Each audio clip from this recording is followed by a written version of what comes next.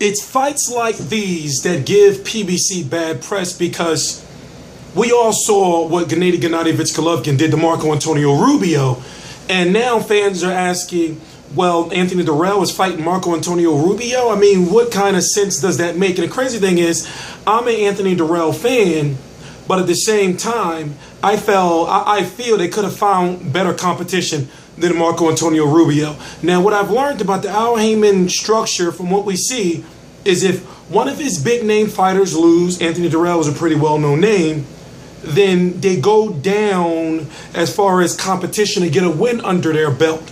For example, you got Peter Quillen fighting Magic Mike Zarafa because of the draw, in my opinion, against Andy Lee. So it's like, I will take this little, get back in preparation, get prepared fight, and then we're going to move you up in competition. But it's like this. Fans are not, I understand what they're trying to do on free TV. It's going to be on PBC on CBS September the 6th, 2015. I understand what they're trying to do. It's a Sunday midday card. They want to put an exciting fight on television. For example, Marco Antonio Rubio, in my opinion, is going to likely get stopped by Anthony Dirrell.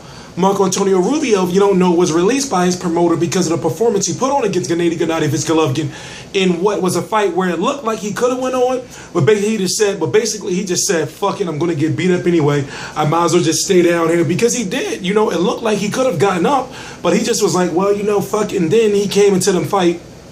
He came into the fight overweight. This was a guy, Marco Antonio Rubio, who was the #1 contender at that time for Miguel Cotto. He had the WBC silver, in which Gennady Golovkin now has, which is on the line against David Lemieux. And you got this tournament with Golovkin versus Lemieux and Cotto versus Canelo. Believe it or not, what G is, if Rubio, which we all know he wouldn't have, but if he would have beaten Golovkin, he would have been right there in the mix. So this guy had a pretty prestigious belt not too long ago. What was that, in October of 2014, if I'm correct?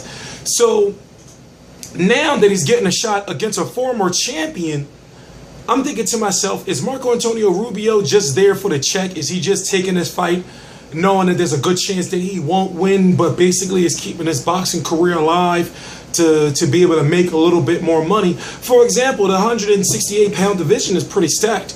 I don't know if Anthony Dirrell plans on moving to light heavyweight soon, but Anthony Dirrell versus a James DeGale. Remember, James DeGale beat his brother, almost knocked his brother out, and is the IBF champion.